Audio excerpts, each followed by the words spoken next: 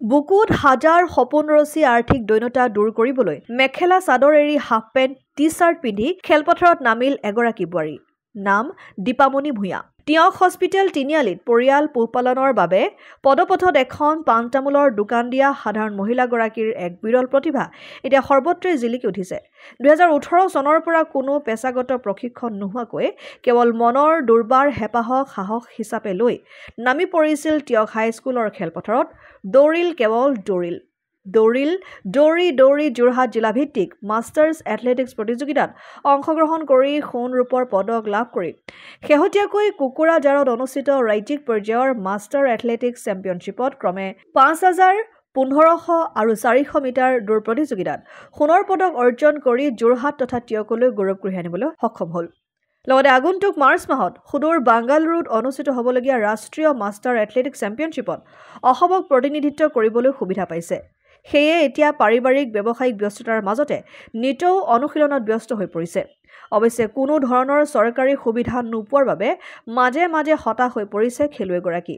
চৰকাৰে গ্ৰামাঞ্চলৰ ক্ৰীড়াৰ প্ৰতিভাসমূহ উলিয়াই অনাৰ উদ্দেশ্যে যিদৰে খেল মহাৰণ অনুষ্ঠিত কৰিছে সেই একেদৰে মাষ্টাৰ এথলেটিক্স সকলকো কিঞ্চিত সহায় সহযোগিতা আগবঢ়াবলৈ আহ্বান জনাইছে আদৰ্শৱান খেলুৱৈ দীপামণিয়ে।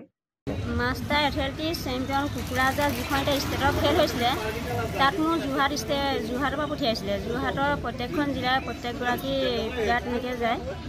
তাত মই 5 কিলোমিটাৰ ৰানিঙত ফাৰ্ষ্ট পজিশ্যন পাইছিলোঁ আৰু 1500 মিটাৰত ফাৰ্ষ্ট পজিশ্যনে পাইছিলোঁ আৰু 400 মিটাৰত ফাৰ্ষ্ট পজিশ্যনে পাইছিলোঁ। আৰু 5 কিলোমিটাৰ ৰানিঙত মোৰ 23 ছেকেণ্ড 2 মিনিট লাগিছিল। তাতে 1500 মিটাৰত 7 মিনিট 2 ছেকেণ্ড, তাৰপিছত 400 মিটাৰত 1 মিনিট 35 ছেকেণ্ড লাগিছিলে।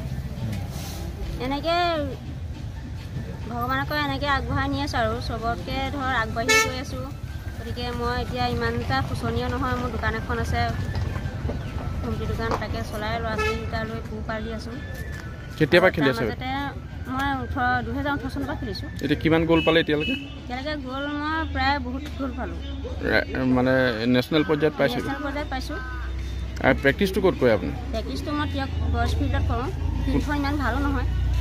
তাতে চৰকাৰে যদি অকণমান সা সুবিধা দিয়ে ভালদৰে চাই তেখেত ল'ৰা ছোৱালী চবেই আগবাঢ়ি যাব পাৰিব মোৰ দৰে। আপোনালোকক শিকাই নাই কোনোবাই? শিকাবলৈ আহেনে? শিকাবলৈ কোনো নাহে, নিজে প্ৰেক্টিছ কৰে? নিজে প্ৰেক্টিছ কৰে।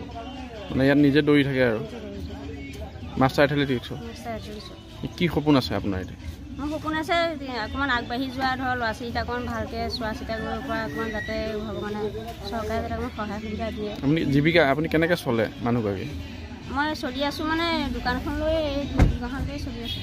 ল'ৰা ছোৱালী কিমান ডাঙৰ হৈছে? ল'ৰা এইবাৰ BA ফাৰ্ষ্ট ছেম পৰীক্ষা দিছে, ছোৱালী ক্লাছ 6ত।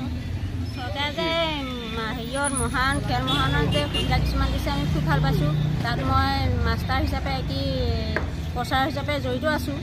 আৰু এতিয়া আমাৰ যিখন নেকি এতিয়া হেৰিয়ৰ খেল এতিয়া আমি খেলি আছোঁ মাষ্টাৰ খেল, সেই খেলখনত যাতে চৰকাৰে কিবা এটা সহায় দিয়ে।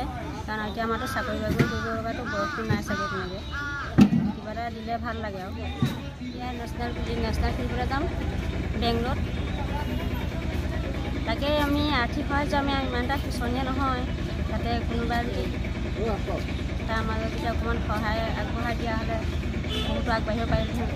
কাৰণ মই প্ৰতিটো খেলতে প্ৰায় চিলভাৰ নাপাওঁৱেই, ব্ৰঞ্জো নাপাওঁ, গ'ল্ডেই পাওঁ। অসম আদিত্য টিয়ক।